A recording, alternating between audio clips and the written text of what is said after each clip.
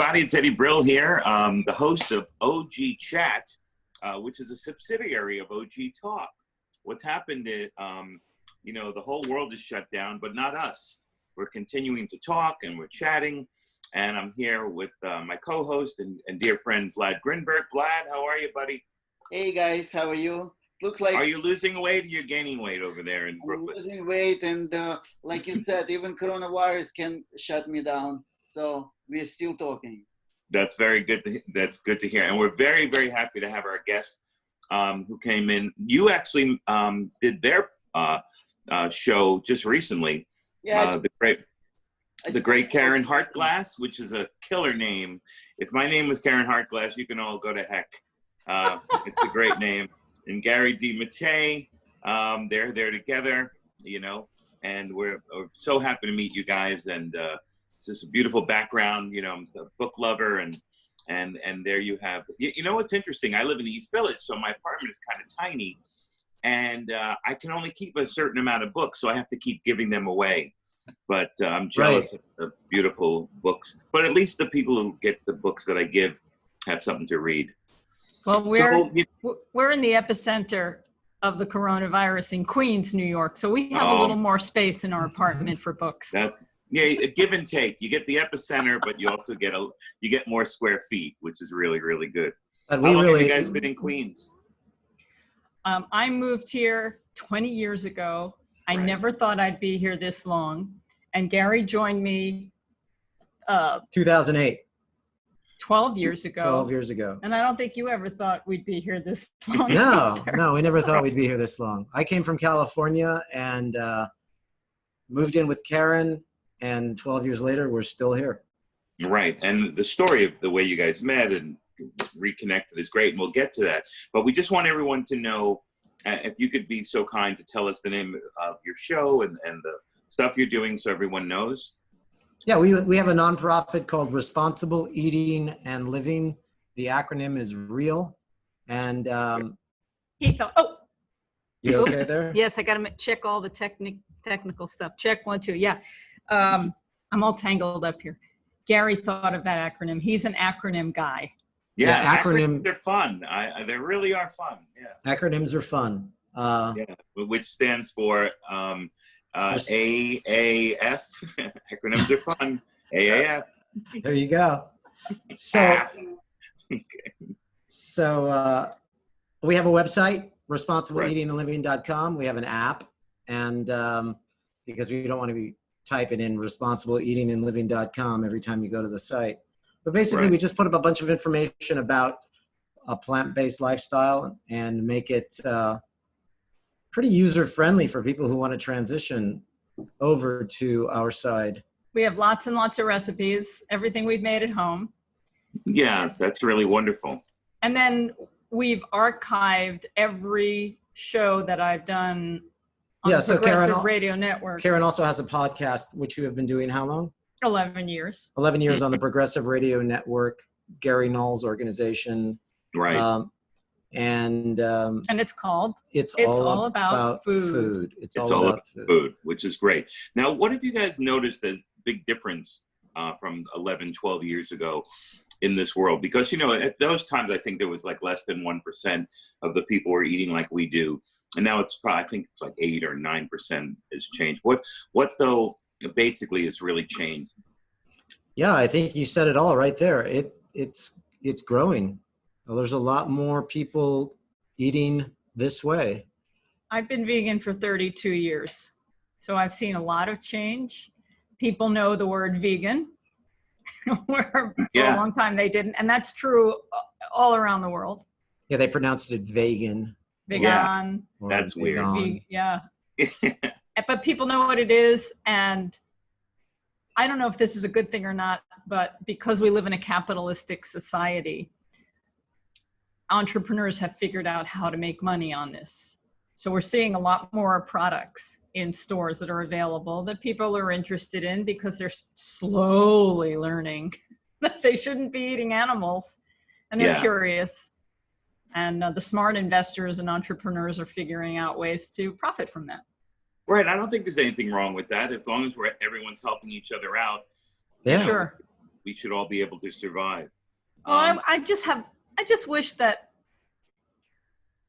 what do I wish? I wish that people would come to this lifestyle maybe from a different way, like they just are kind and compassionate and realize they don't want to be cruel to animals or cruel to the environment or cruel to themselves by feeding themselves foods that aren't good for them, but instead it just seems to be what gets the most marketing.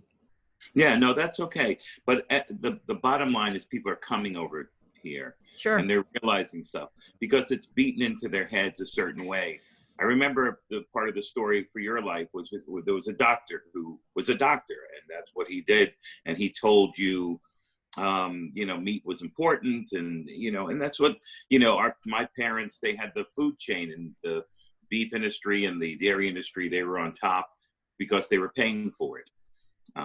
So I think it's a huge bonus that people are coming over to us. Of course, we want everything to be perfect. We want the birds singing, and we want all that kind of stuff. But in the meantime, we welcome them in. Absolutely. Welcome. Plenty of room for everyone. The food's really yummy. So I want you guys to tell the story about how you guys met and how that's come to today. It's really a wonderful story. I think thank you.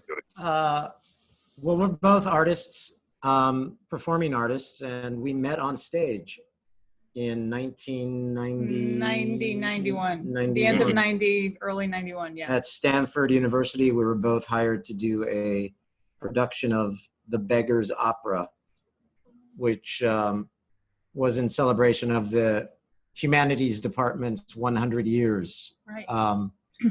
And so I had always seen Caryn work.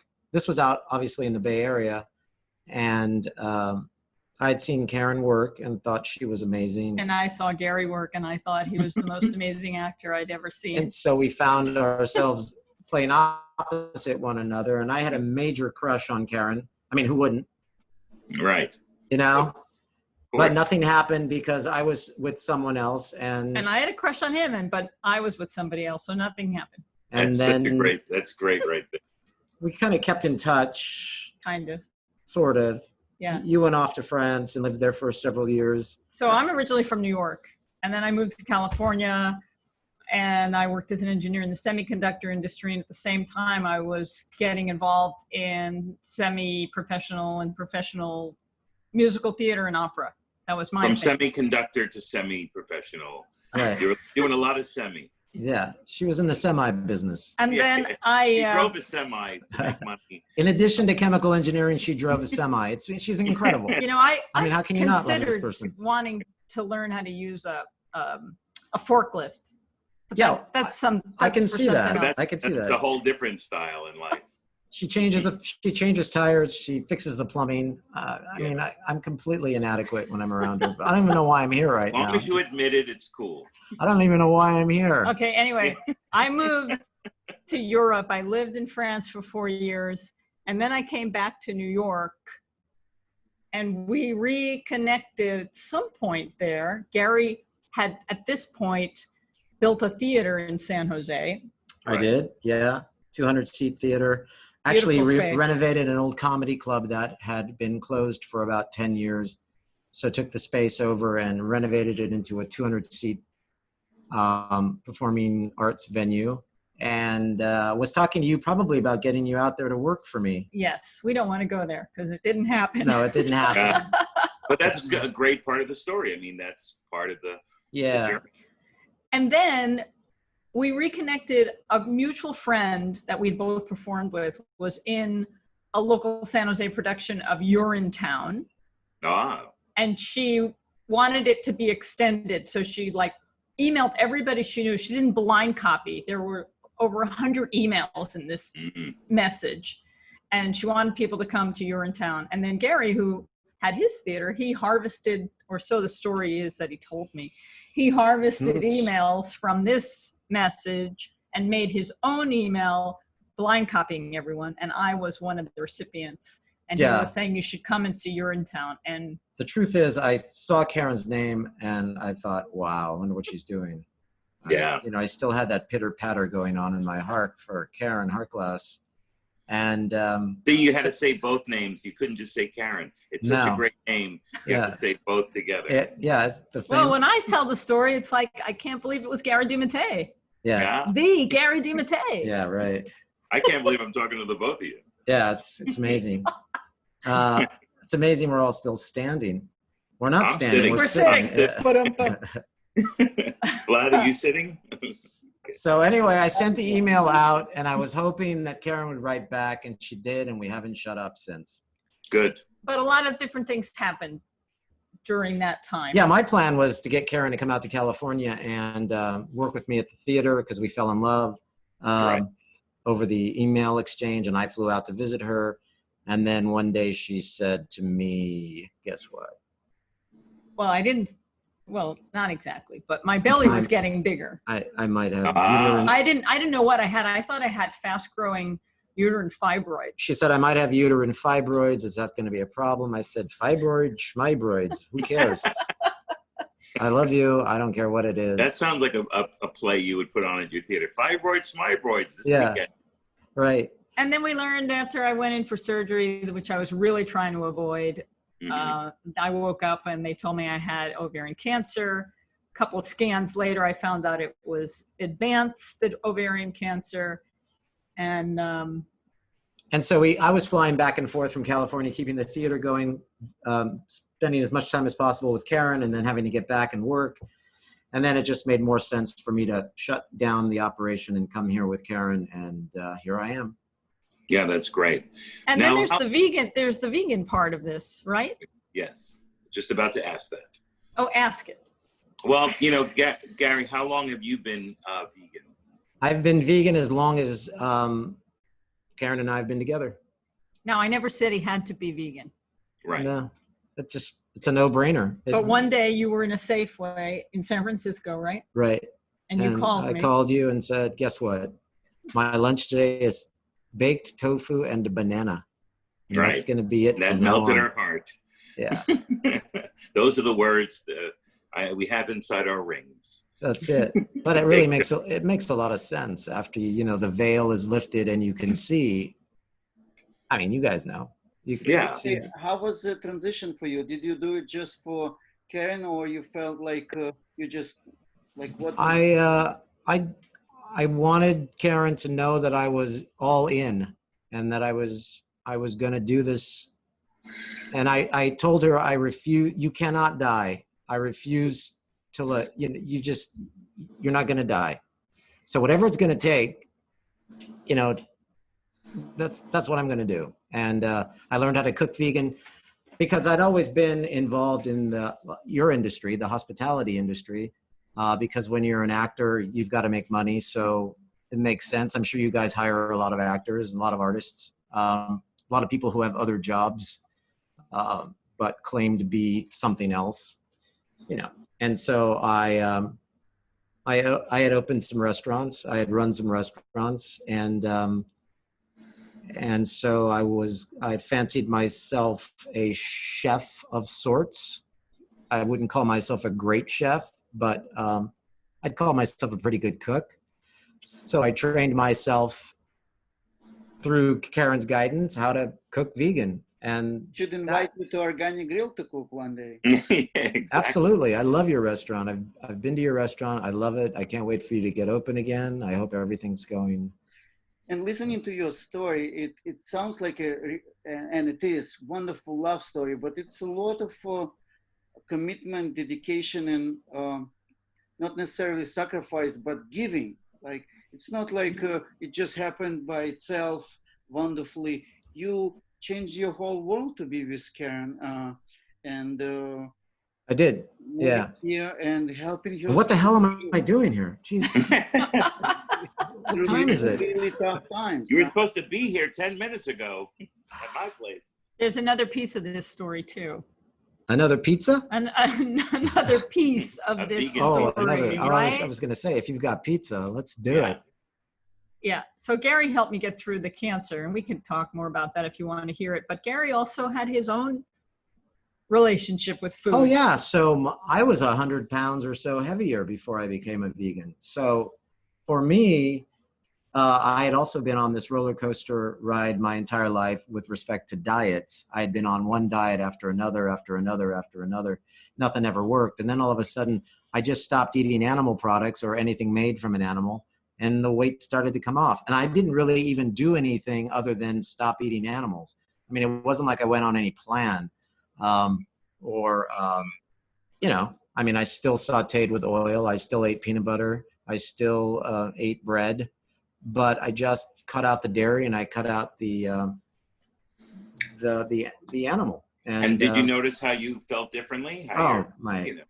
That was the big thing I learned, was how wonderful you feel. This burst of energy that I never thought I was going to get back came back all of a sudden. And then Because one thing, a lot of times people joke around, that you see a vegetarian or vegan and it's low energy, but you go to the Organic Grill or any vegan restaurant, the energy is so hyper and so wild because people have pure energy. yeah. I don't know who those weak vegans are that people talk about. I don't know any.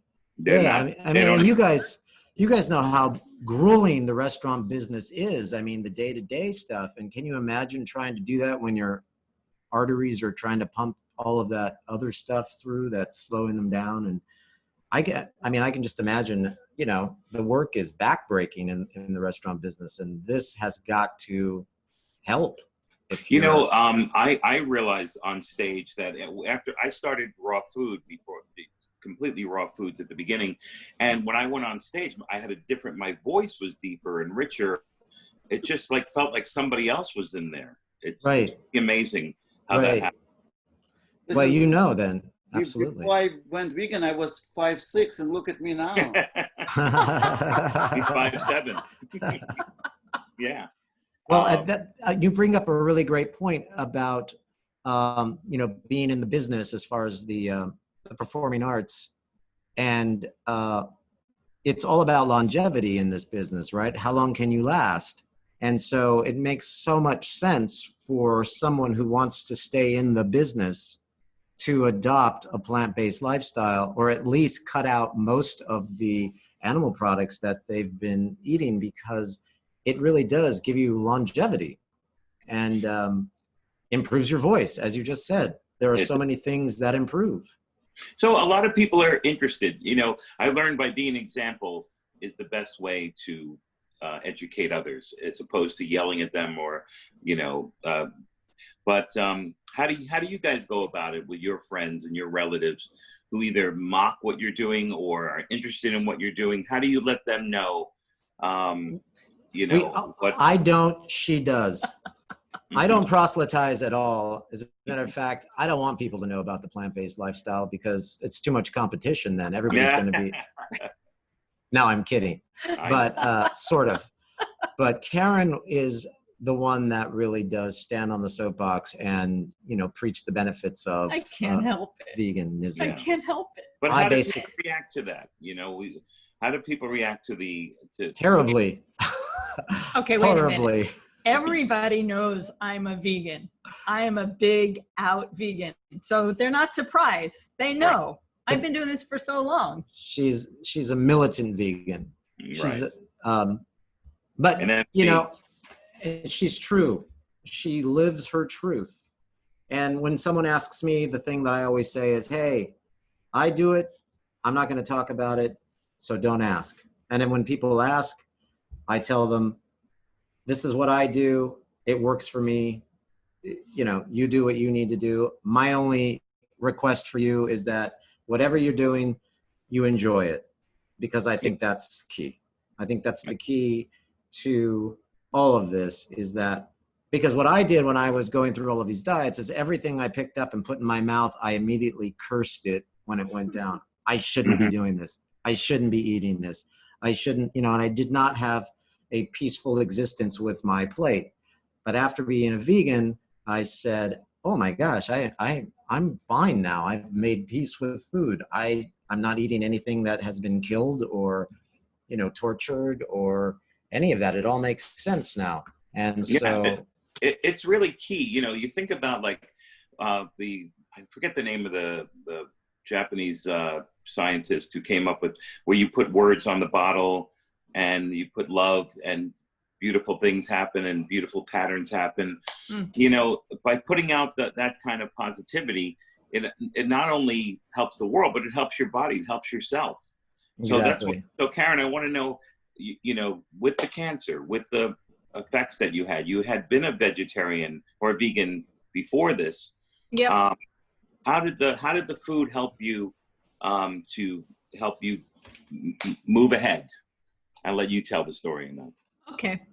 Well, being so far away from it now, I can look at it differently than when I was going through it. And I realize now that growing up, I had a problem.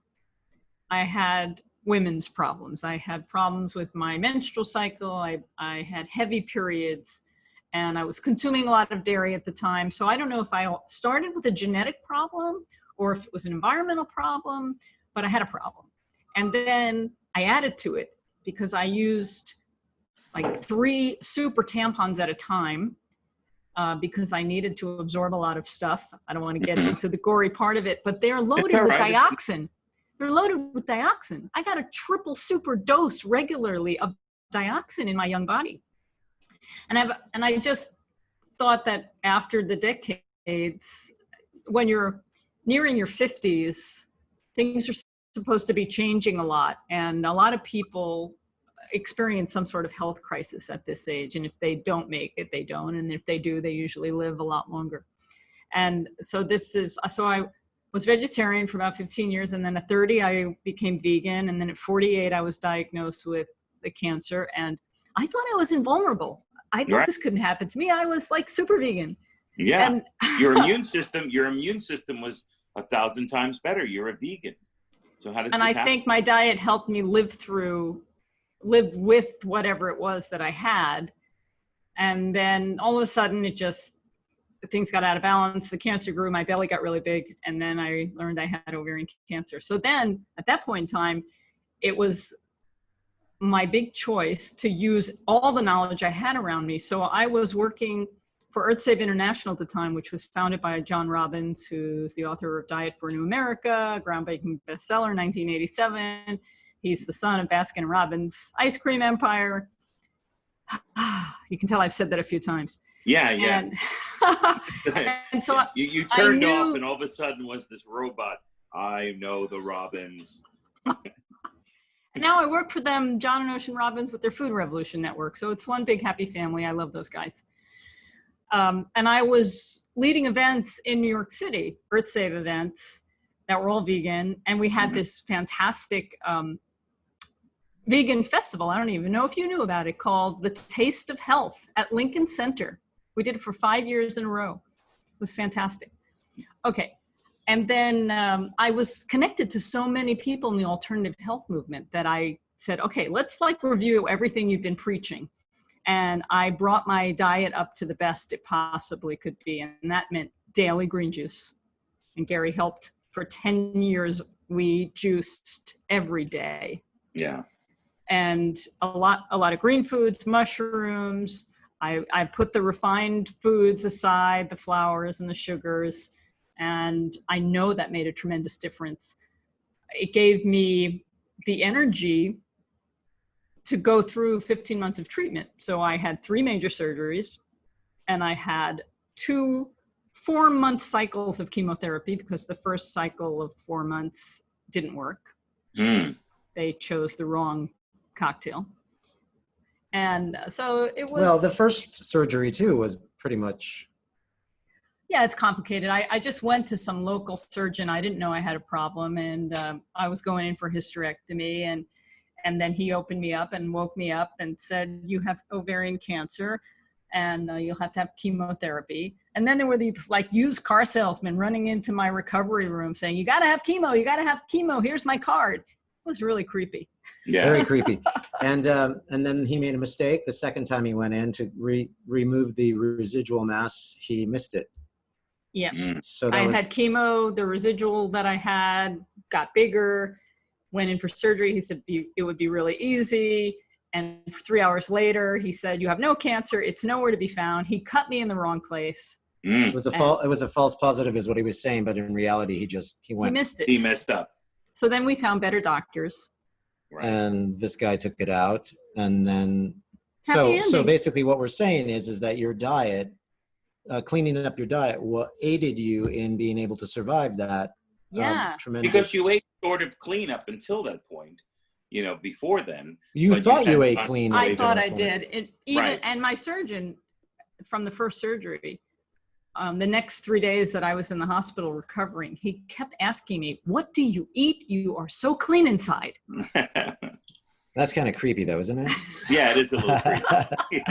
I mean, let's talk about that. Excuse me, sir, do you work here? Yeah, vivisection and all that stuff just comes to mind. But what I learned is food is important. It's not the only thing.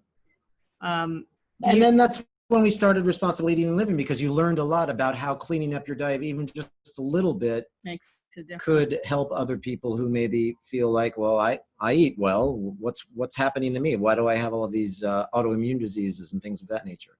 Yes, and Vlad. that seems to be the story. You get inspired, you get healthy, and you want to shout it out to the rest of the world, but you want everyone to feel as good as you're feeling. Yeah. To go and around. And the thing that we wanted was to make it free. We wanted it to be a nonprofit. We don't want to have pop-ups on our website. We don't want to have a lot of things that we're trying to sell people. We just want to give them the truth that in the hours of research. And Caryn has done a tremendous amount of research. Again, I'm just the comic relief here. I'm just the punchline. Caryn does all the work. She does all the heavy lifting. That's how a good team works. You need one straight man, and you need the other. Exactly. You need one complainer, me, right, and then you need the realist. So, yeah, Vlad has something important to Vladimir, say. please. I'm just curious. Like you both had a career, fulfilling career, and you were business oriented. So how did you switch to the point that you started your non-profit way of? Have you heard the song "With a Little Bit of Luck"? That's how we did it. Yes. We just, we thought. I mean, to be totally honest with you, it's been a struggle. I'm not going to lie, to start your life over again, and so we just did whatever we could to keep all of our careers going. Yeah, because we're still involved in the performing arts. We're still involved in the arts. We're still involved in doing all the other things that we do, and this is a 24-hour operation here at. So how'd you get that kicked off? Again, it was just, let's get a domain name. Let's put this website. Hard work. Let's just start putting up content. Learning how to create a web page. How did the name come up? I mean, it's obvious what it speaks of. But I thought about it for a long time, and I thought, I think what we really want to do is we just want to give people an option to eat responsibly. And what does that mean?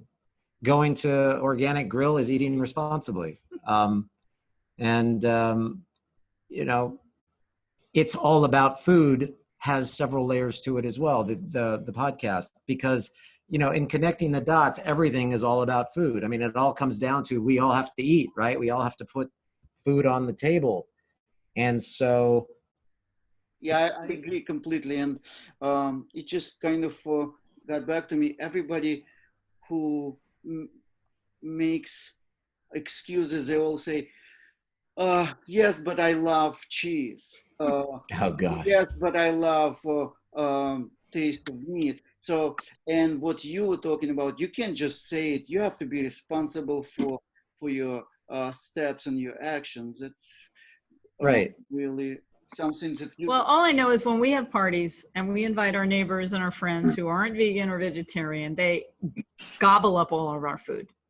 And you know what that's like, right? When you feed them healthy, delicious food, they love it. Sure. we had Thanksgiving with this family for years and years and years. And my friend's niece would bring vegan food and I'd bring vegan food and we would eat that.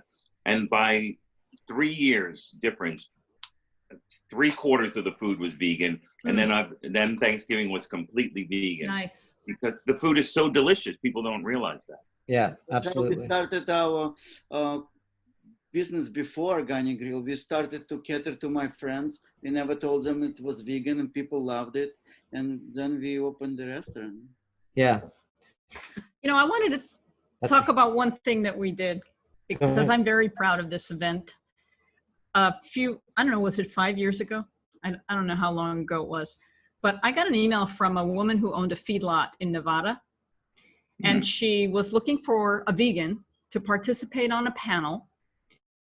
So every year she would have a bull sale, and she liked to have an educational event the night before the bull sale, and she was going to have a panel on animal agriculture and climate change. You heard bull sale, right? Not bull sale. I did. Bull. Wholesale bull sale. Bull sale. Yes. Okay, good. And, no bull about it. No bull about it. I was interested, and she got back to me and said, okay, let's do it. And then I said, why are you asking me? And she said she reached out to many, many vegans and either didn't hear anything or heard some nasty responses. And I thought this was a fantastic opportunity.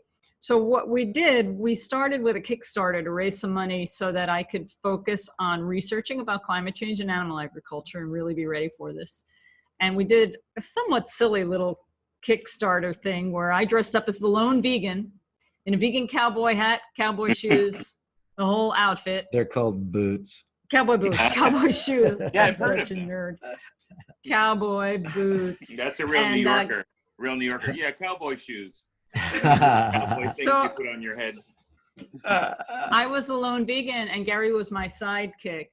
Yeah, Teriyaki tofu. I went as a block. Very nice. It was one of my finer moments on stage. But the actual event was intense, and there were was 3 it other people on the panel. How was it intense? We thought we were going to lose I thought our they were gonna lives. kill us. Ah, But what's really 200 cattle producers, and we're the only vegans in the room. right. But Caryn won them over by singing the national anthem. the organizer realized I sang, and so she thought that they would be more open to listen to me if I sang. And I'm thinking, you own a feedlot. Why do you want them to be open to listening to a vegan? The whole thing didn't make any sense. Right. But it was a very nice event, and they thanked me a lot. And we did a documentary, and it's on our website, and it's free. It's 70 minutes. Everything's free on our website. That's good. Like you said, nonprofit. We don't want to You're not make taking it. any profit. That's what but that's a very prophetic thing to do. How about Earth Save International? Well, I don't know what EarthSave is doing anymore. I guess I had read about it a little bit, and I thought what a cool idea this was. Yeah, I was with them until 2010, and It was a cool idea to have chapters and it was, but and they all kind that. of, they were ahead of their time, and then they were kind of behind the time.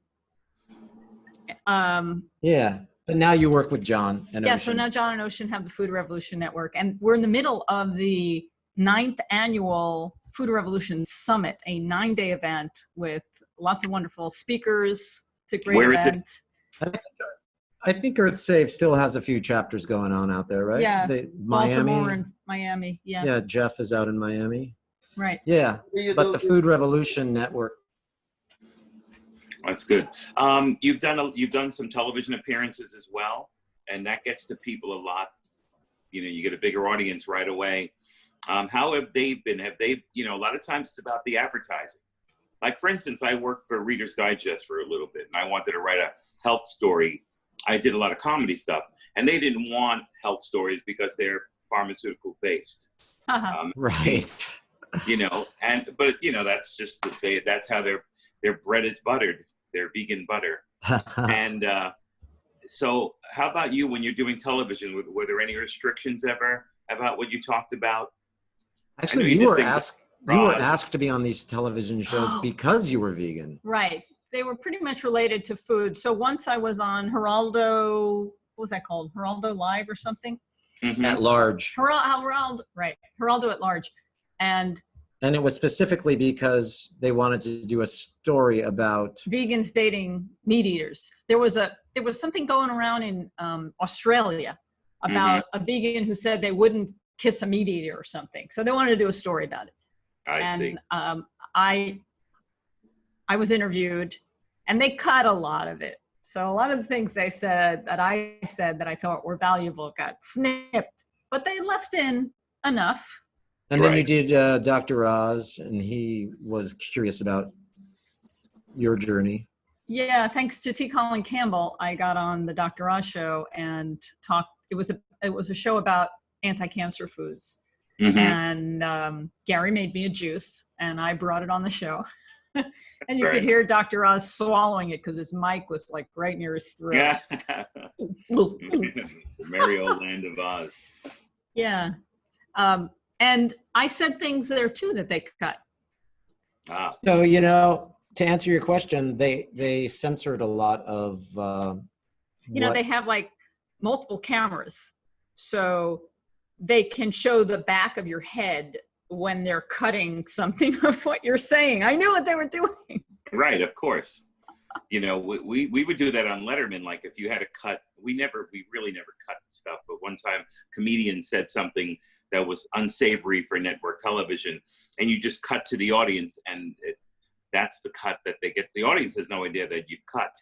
And that's why when a guest normally was on a television show, you never want them really to be cut because you don't get to hear what they have to say. And that's what I was concerned about. If you go on these shows, and like a show like Oz and Geraldo, they're not the deep. This is not a Robbins broadcast. This is network television. They don't want to scare their advertisers. Exactly. Well, I did a thing on 2020. It was 2020. So I was curious about the Freegans. Are you familiar with the Freegans? No, tell me. So they like to rescue wasted food, and they go dumpster diving. So they'll go into dumpsters and look for food. And in Manhattan, it's a very different thing because there are giant garbage bags of perfectly clean food. Some of it is wrapped and never opened and is thrown away. And bakeries, for example, will put out a giant garbage bag of perfect bagels baked that day because they can't sell them the next day. It has to be fresh baked. So all of this real food is being thrown away. Now, some of it is mushy and disgusting and you don't want to be involved with it, but some of it is perfect. And then sometimes after a holiday, the stores will put out the stuff that was marked for a holiday because they can't sell that anymore. Perfect food. Okay, so I was curious about it, and I went with some people I knew that were into this, and we actually collected a bunch of food, and then I brought them back to my apartment, and we made this amazing meal with everything we had found. In 2020, filmed it. And I don't know what they cut, but they cut stuff in. They added stuff. For example, they showed us around some bags of food on the street, and then they cut in a little dog peeing on the street just to give you, there was no little dog peeing anywhere, but they cut that in. Nowhere in the world. Did they really? They forced yes, the dog. They superimposed urine. It was Urine Town. That's it. This whole theme is urine. This theme this is the You're show. In the money. Poor Eddie's got a urine theme he's going to have to sift through here. It's crazy. I remember seeing Urine Town and what a great show that was. And then, for weeks and weeks, my girlfriend and I, every urine joke and urine this and that. Yeah. That's the way that goes. I know that you played, what's his face? I'm wearing a cardboard belt. That was right. Oh, the producers. Max the producers. Bialystock. I'm wearing a cardboard belt. I love that line. When I saw that movie, that was the line I've said ever since. Is that there's certain lines in certain shows that you just say forever and ever. That's the greatest. That is the greatest line ever. I'm wearing a cardboard belt.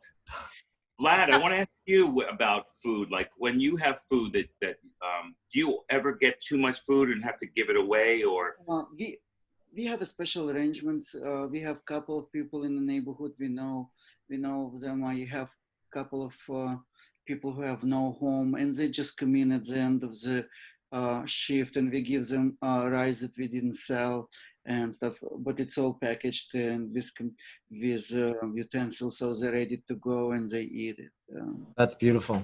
Yeah, no, I knew you had done something like that, and it is really a beautiful thing. Guys, I wanted to ask you before we schedule this meeting, you told me that you can do it in the afternoon because you working on a conference. Tell us a little bit more about this conference. Yeah, I mentioned it before. The Food Revolution Network, which is founded by John and Ocean Robbins. Right. They started it 9 years ago, and it's a 9-day event where John interviews 3 experts in the food movement, and it's kind of emceed by Ocean, and people can tune in to the live broadcast. It's in the morning, so in New York it's from 11 to 2. In California it's from 8 to 11, and then they rebroadcast all day the interviews. And then, of course, if you like everything you've heard or you can't hear it all, you can buy the entire thing. They offer it for free for the week, but you can buy the entire package with transcripts and all kinds of other bonuses and goodies. But it's like they have audios of dogs pissing. Exactly. They add that in later. And Exactly. the way I'm involved, I've been involved in lots of different ways in this summit. But what I've been doing is while the interviews are going, there's a Facebook feed underneath where people can comment and ask questions. So if they have technical issues, they have technical people working on that. But if they're talking nutrition and asking nutrition questions, I'm the one who's answering.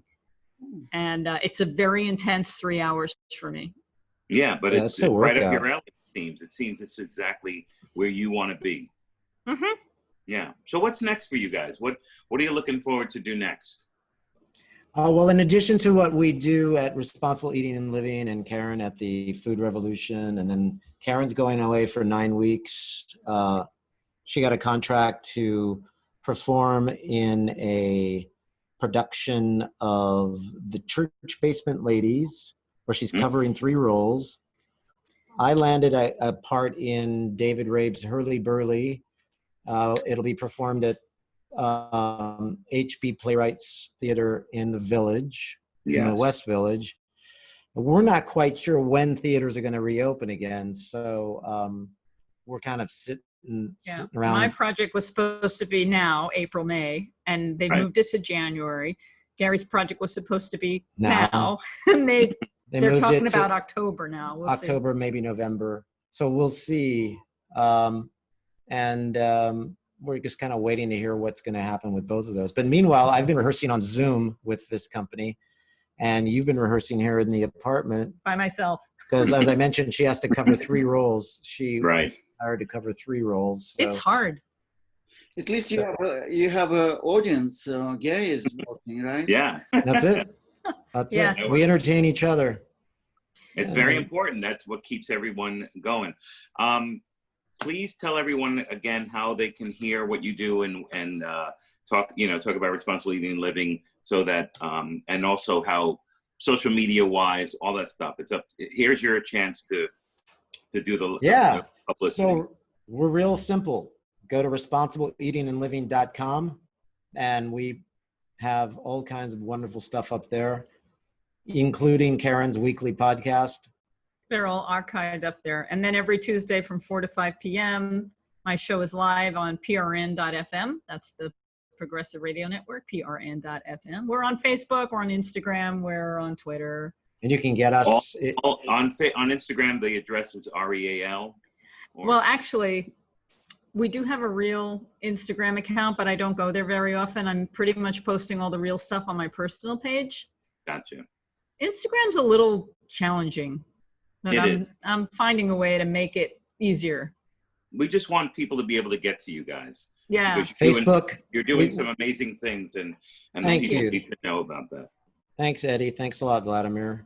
And Gary was talking about him being a chef and everything, but I don't know if his recipes were ever published, but I know your recipes were published. So who is the cook now? Okay, so we both have recipes in the Living the Farm Sanctuary Life. Nice. Gary did a beautiful vegan osso buco. Yeah, it's a great book. Gene Bard and Gene Stone both wrote that book. we're in this book, which just came out, Eat for the Planet. We got more recipes in here than anybody else. Again, Gene Stone is one of the authors, and Neil Zacharias is the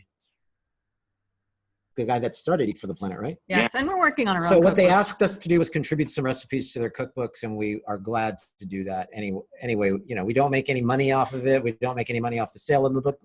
Basically, we don't make any money. I don't even know how we're alive. I mean, you know, how did? Well, you know, you're living the theater lifestyle. Yeah. You know. So, but it's amazing stuff. You have books and podcasts and networks, and you're eating healthy, and you're being great examples. And we're so happy that you could join us today. And we wish you luck out on the road. Let's everybody get healthy. Let's open the theaters again. And the restaurants. And the restaurant, maybe please. Cook in a and let's bring back David Letterman. Eddie, yes, get David back to work. That'd be great. Yeah. It would be great. We miss him. Be well, you guys. Thank you so much. Thanks so much. Thank you very much. Thank you. Okay, Bye-bye. for OG Chat, want to thank all of our producers, Rick Cannon, our researcher, Sarah Tate, the wonderful Vlad Grinberg, this is all about what he does. I'm Eddie Brill. Thank you so much.